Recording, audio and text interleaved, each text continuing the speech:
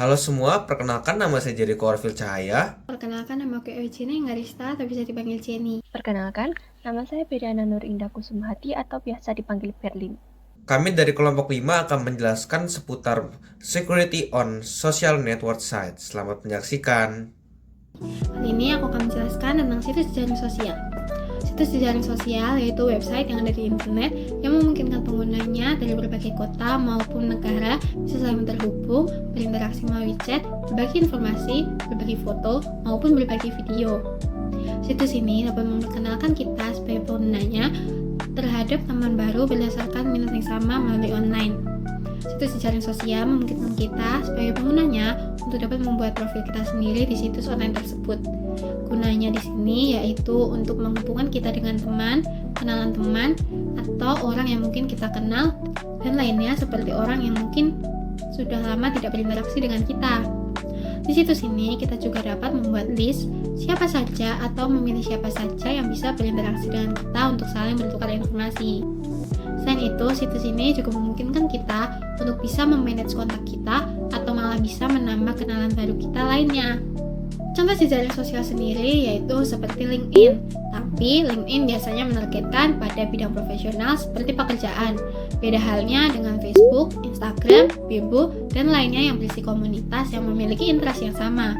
Dengan adanya jejaring sosial, kita sebagai penggunanya dapat melakukan segala hal yang bisa membantu kita dalam pekerjaan, bertemu dengan orang baru, membaca review mengenai film yang ingin kita tonton, dan mendapat rekomendasi-rekomendasi restoran baru, buku, film, lagu, dan lain-lain yang menarik untuk kita.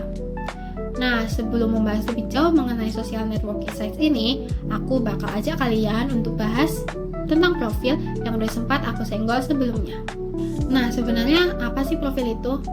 Jadi, profil yaitu kumpulan informasi yang menunjukkan dan mendeskripsikan tentang ketertarikan penggunanya terhadap suatu hal. Biasanya, profil utama para pengguna media sosial memperkenalkan dan mendeskripsikan tentang diri mereka supaya pengguna lain dapat mengetahui tentang diri mereka. Dengan profil ini, pengguna lain atau bahkan kita sendiri dapat terbantu untuk mengenali teman ataupun seseorang yang baru.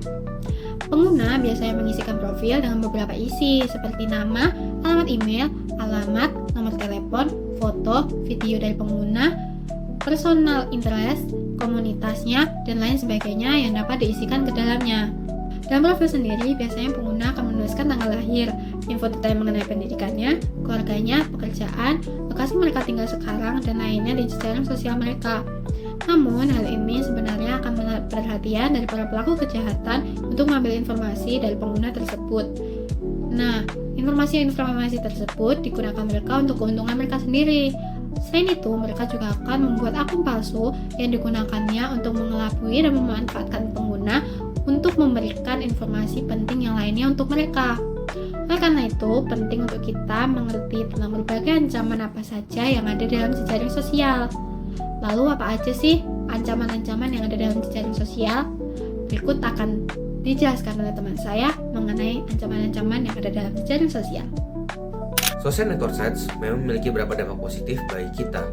Tetapi faktanya, penggunaan social network sites memiliki beberapa resiko negatif yang perlu kita waspadai. Karena para oknum tidak bertanggung jawab sering menjadikan social network sites sebagai ladang kejahatan bagi mereka. Contoh kejahatan yang sering ditemukan pada social network sites salah satunya adalah phishing. Phishing merupakan suatu bentuk penipuan online yang tujuan utamanya untuk mengelabui korbannya agar korban memberikan informasi pribadinya terhadap para pelaku. Para pelaku akan menggunakan penyamaran identitas palsu agar para korbannya percaya kalau komunikasi yang terjadi adalah nyata. Kemudian, ketika korban mengklik link yang berasal dari pelaku, korban akan langsung diarahkan kepada situs web yang mirip sekali seperti aslinya. Selanjutnya, korban akan diminta untuk mengisi detail login seperti username dan password. Ketika korban sudah mengirimnya, para pelaku dapat mengakses akun korban dan mencuri informasi serta data pribadi milik korban. Selanjutnya, para pelaku bisa mengirimkan link-link tersebut terhadap kontak-kontak yang terhubung dengan korban. Nah, makanya ketika kita mendapatkan pesan atau link-link yang mencurigakan, kita tidak boleh langsung mengkliknya untuk mencegah tindakan-tindakan phishing ini terjadi kepada kita. Yang kedua, ada identity theft atau biasa disebut sebagai pencurian identitas. Proses ini mengacu pada pencurian informasi pribadi seseorang seperti nama, tanggal lahir, alamat, nomor telepon, alamat email, yang didapatkan pelaku dari social network sites dan digunakan untuk tindakan-tindakan ilegal. Salah satu contohnya adalah meminjam uang dengan orang-orang terdekat kita menggunakan identitas kita tanpa membayarnya. Kita bisa mencegah identity theft dengan berbagai cara. Yang pertama, kita bisa membuat password yang sangat sulit dengan kombinasi angka, huruf, dan simbol. Yang kedua, kita harus berhati-hati ketika mengklik tautan dan mengunduh aplikasi. Yang ketiga, kita bisa men-set akun kita menjadi akun private yang hanya bisa diakses oleh orang-orang yang kita percayai. Dan yang terakhir, kita harus berhati-hati ketika memposting informasi-informasi sensitif agar tidak memudahkan para pelaku untuk melakukan identity theft. Yang ketiga ada malware. Malware merupakan suatu perangkat lunak berbahaya yang diciptakan pelaku untuk dipasangkan ke komputer korbannya guna membahayakan keamanannya. Para pelaku biasanya akan mengirimkan email spam atau lampiran email palsu terhadap korbannya, dan malware akan disamarkan seperti aplikasi atau iklan yang sangat mirip dengan aslinya. Untuk mencegah malware, kita bisa melakukan berbagai cara. Yang pertama, kita bisa men-setting akun kita menjadi akun pribadi. Yang kedua, jangan memposting hal-hal yang bersifat personal pada social network sites. Yang ketiga, jangan sembarangan mengklik link-link yang mencurigakan. Dan yang terakhir, kita harus selalu mengupdate komputer kita dengan antivirus dan patch terbarunya. Ancaman yang keempat adalah site flush, yang mengacu pada kerentanan bug yang terdapat pada social network sites. Para pelaku dapat menembus atau mengakses informasi pengguna walaupun pengaturan privasi sudah diterapkan. Parahnya, para pelaku dapat mencuri informasi pribadi kita, dan informasi pribadi kita bisa dijadikan sebagai jawaban atas pemeriksaan keamanan di dunia nyata. Yang kelima ada URL spoofing, atau teknik peretasan yang dilakukan menggunakan URL palsu yang sangat mirip dengan aslinya. Ketika korban mengklik tautan ini, maka para pelaku dapat melakukan tindakan-tindakan kejahatan seperti pencurian identitas, phishing, dan sebagainya. Para pelaku akan menyebarkan URL palsu ini pada social network sites yang telah disamarkan menjadi berita-berita viral, video viral, dan sebagainya. Makanya, kita harus berhati-hati menghadapi modus-modus seperti ini pada social network sites. Yang keenam adalah clickjacking. Clickjacking merupakan proses penyamaran atas tautan asli. Tujuan utama dari clickjacking adalah mengelabui korbannya agar korban mengklik tautan tersebut dan melakukan penggunaan konten yang ada di dalamnya. Ketika konten sudah terunduh, maka para pelaku dapat mengambil alih kendali penuh atas komputer korbannya. Salah satu clickjacking yang sering terjadi pada social network sites adalah likejacking pada Facebook. Likejacking pada Facebook merupakan teknik peretasan di mana ketika para korban mengklik video, alih-alih video terputar, link tersebut malah memicu tombol suka terhadap konten tersebut. Yang terakhir adalah social engineering. Social engineering sendiri merupakan seni untuk meyakinkan seseorang agar mengungkapkan informasi-informasi rahasia tentang diri mereka, saudara, teman, maupun kenalan mereka lainnya. Informasi-informasi tersebut dapat berupa nomor ponsel, alamat, detail kartu kredit, password, dan sebagainya. Social engineering sendiri dapat dilakukan dengan berbagai metode. Metode yang pertama adalah pendekatan langsung. Pendekatan ini digunakan pada saat korban tidak berpartisipasi langsung atas keberhasilan serangan. Di sini, secara tidak sengaja, korban akan memberikan informasi pribadi mereka, seperti pada saat korban mengklik link email phishing. Yang terakhir adalah pendekatan tidak langsung. Pendekatan ini memanfaatkan orang-orang yang tidak memiliki kesadaran situasional. Para penyerang dapat memperoleh informasi dari korbannya tanpa sepengetahuan korbannya, seperti pada contoh shoulder surfing. Di sini ketika para korban sedang mengetikkan passwordnya, para pelaku dapat mengintip dari balik bahu korban tanpa sepengetahuan korban. Sangat penting bagi kita untuk mengetahui ancaman-ancaman yang sudah dijelaskan tadi, agar kita tidak menjadi korban kejahatan selanjutnya yang terjadi pada social network sites. Menurut kalian, geotagging itu apa sih? Geotagging itu adalah proses penambahan informasi geografis dalam bentuk garis lintang dan bujur ke berbagai bentuk media. Terus, itu gunanya buat apa? Jadi gini, setiap ponsel pintar itu kan mempunyai GPS atau layanan lokasi yang bisa digunakan untuk berbagai aplikasi. Geotagging ini tentunya bisa digunakan ketika memesan taksi ataupun saat mencari ponsel yang hilang.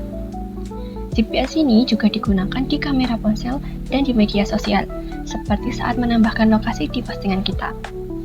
Tapi, tentunya geotagging ini memiliki ancaman, karena dengan informasi geografis inilah yang kemudian dapat menentukan di mana tepatnya suatu gambar tertentu diambil atau dari mana pembaruan status tertentu diposting. Seperti contohnya, ketika seseorang memposting foto ke media sosial dan memperbarui status secara teratur, yang tentunya ini dapat dilacak dengan dilihat dari postingannya dan apa kegiatan hariannya. Demikian pula rumah, sekolah, atau bahkan teman yang dikunjungi dapat diketahui oleh para pemangsa melalui gambar-gambar yang ditandai geotag yang diposting di internet ini. Nah, ada dua cara untuk mematikan geotagging ini. Yang pertama di Android dan yang kedua di iOS. Cara mematikan di Android itu pertama-tama tekan ikon kamera, kemudian pergi ke pengaturan kamera yang biasanya ada di pojok kanan maupun di atas, kemudian matikan layanan lokasi. Yang kedua, cara mematikan di iOS. Yang pertama, pergi ke pengaturan, kemudian ke privacy dan keamanan, lalu tekan layanan lokasi, kemudian pilih kamera dan tekan never. Di sini saya akan menjelaskan mengenai cara pengamanan di media sosial, salah satunya adalah di Facebook dan Twitter. Keamanan di media sosial tentunya penting agar tidak terjadi peretasan. Salah satunya adalah pada media Facebook dan Twitter. Facebook sendiri adalah situs jaringan sosial yang memungkinkan pengguna untuk terhubung satu sama lain. Ini memungkinkan pengguna untuk membuat profil, menambahkan teman, dan memisahkan mereka menggunakan berbagai daftar. Facebook juga menyimpan sejumlah besar data pengguna seperti ID email, daftar teman dan keluarga, usia, jenis kelamin, like, dan informasi lainnya. Biasanya para penyerang membuat akun palsu untuk menambahkan teman agar bisa melihat profil pengguna. Kemudian penyerang akan menggali informasi pengguna. Informasinya antara lain adalah nama dan alamat lengkap, informasi kontak seperti nama telepon dan ID email, rincian pendidikan, rincian profesional, teman, kolega, minat, foto, dan lain-lain.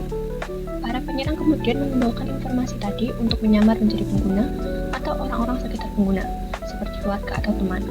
Karena itu, sebaiknya atur siapa saja yang bisa melihat informasi pribadi. Untuk mencegah keamanan akun, pastikan secara berkala memeriksa dan menyesuaikan pengaturan privasi di Facebook. Untuk mengatasi masalah tadi, tentunya kita memerlukan keamanan akun. Salah satunya adalah pengamanan profil Facebook. Caranya adalah pertama-tama, buka profil, kemudian tekan edit profil. Kolom bagian kiri akan ada tab yang tersedia untuk mengisi informasi pribadi. Contohnya, kita mengeklik Work and Education. Di sini, pengguna dapat menambahkan data mengenai pekerjaan, universitas, ataupun sekolah. Kemudian, klik satu-satu untuk mengatur ke Only Me atau Friends, dan klik Save untuk menyimpan. Gunakan cara yang sama pada semua tab yang tersedia. Lalu, untuk pengaturan email, yang pertama pada bagian profil akun, klik tentang, kemudian klik kontak dan basic info, klik ikon teman, kemudian klik Only Me pada pilih audience dan tekan selesai.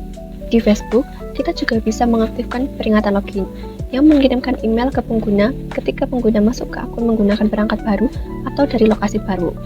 Langkah-langkah untuk mengaktifkannya adalah yang pertama, klik kata sandi dan keamanan, kemudian pilih peringatan login, lalu pilih akun, kemudian periksa email yang terdaftar untuk menerima peringatan masuk, klik tombol simpan perubahan. Nah, beberapa hal yang direkomendasikan untuk pengamanan pengaturan pada Facebook adalah yang pertama, di bagian profil, atur opsi siapa yang dapat memposting ke timeline. Kemudian, di bagian profil, atur opsi siapa yang dapat melihat apa yang orang lain posting di timeline. Dan di bagian tagging, atur opsi siapa yang dapat melihat postingan yang ditandai di profil atau opsi ketika pengguna ditandai di postingan, siapa yang ingin ditambahkan ke audiens jika mereka belum ada di dalamnya. Untuk menjaga akun Facebook tetap aman, ada beberapa hal yang sebaiknya diperhatikan. Yang pertama, hati-hati dalam memposting. Jangan gunakan postingan diindeks oleh mesin pencari eksternal seperti Google. Jangan membalas pesan orang yang tidak dikenal. Jangan menanggapi post dari orang yang tidak dikenal. Hati-hati dalam menambahkan teman. Jangan sembarangan mengizinkan orang yang bukan teman untuk melihat daftar pertemanan. Selain Facebook, Twitter juga menjadi platform media sosial yang rawan terhadap ancaman keamanan. Twitter sendiri adalah layanan jaringan sosial daring dan microblogging yang memungkinkan pengguna untuk mengirim dan membaca pesan atau karakter pendek yang disebut tweet. Situs web ini juga memungkinkan pengguna untuk berbagi foto dan video, mengikuti orang lain, menandai pengikut mereka dalam foto mereka, dan membuat hashtag untuk acara. Dengan adanya fitur-fitur tadi, tidak dapat dipungkiri bahwa ini juga bisa menjadi sebuah ancaman peretasan. Penyerang bisa saja mengumpulkan informasi pengguna melalui profil, tweet, serta foto dan video yang mereka bagikan. Informasi ini dapat membantu para penyerang untuk berhasil mencuri identitas pengguna. Dari Twitter, Penyerang dapat mengekstrak informasi dari orang yang dituju seperti informasi pribadi, teman, aktivitas pengguna yang diposting sebagai tweet, dan pengikut. Nah, untuk cara pengamanan aplikasi Twitter sendiri, yang pertama, buka pengaturan keamanan dan pengaturan privasi, kemudian klik opsi lebih lanjut di sisi kiri halaman dan pilih pengaturan dan privasi. Pilih keamanan dan akses akun dari menu pengaturan dan klik keamanan untuk opsi keamanan lebih lanjut. Kemudian, untuk verifikasi login, klik two-factor authentication untuk melindungi akun dari akses yang tidak sah dengan mewajibkan metode autentikasi kedua. Selanjutnya, dari daftar metode autentikasi, pilih pesan teks untuk menerima kode autentikasi melalui SMS saat login ke Twitter. Atau, pilih aplikasi autentikasi untuk menerima kode verifikasi melalui aplikasi di ponsel saat login ke Twitter. Sebagai langkah keamanan tambahan, pengguna juga bisa mengatur siapa saja yang boleh menandainya dalam foto. Twitter memungkinkan pengguna berbagi foto dan menandai orang di dalamnya. Secara bawaan, pengaturannya adalah izinkan siapapun menandai saya dalam foto. Yang berarti, pengguna lain yang mengikuti akun tersebut dapat menandai akun tersebut di foto yang mereka unggah. Tag foto memungkinkan penyerang untuk mengenal teman-teman pengguna dan menggunakan nama mereka untuk meluncurkan serangan. Untuk menghindari ancaman tersebut, klik menanda foto dan periksa opsi hanya orang yang Anda ikuti yang dapat menandai Anda untuk meningkatkan keamanan. Kemudian langkah keamanan lainnya adalah privasi tweet. Secara bawaan, Twitter dapat menetapkan opsi public tweet, artinya semua orang bisa melihat tweet kita, bahkan yang tidak mempunyai akun sekalipun. Padahal, tweet bisa saja berisi info pribadi atau sensitif yang kemudian dimanfaatkan oleh orang yang berniat buruk. Untuk membatasi siapa saja yang bisa melihat tweet, buka pengaturan privasi dan keamanan, lalu di bagian audiens dan penanda, aktifkan opsi lindungi tweet Anda. Kemudian untuk pengamanan lokasi pada tweet, cara yang pertama, pilih tweet dan klik tambahkan informasi lokasi. Secara bawaan, informasi lokasi pada tweet akan dimatikan. Lokasi dapat dihidupkan dan dimatikan sebelum memposting setiap tweet. Jika ingin menghapus semua informasi lokasi dari tweet sebelumnya, klik hapus semua informasi lokasi yang terlampir di tweet pengguna.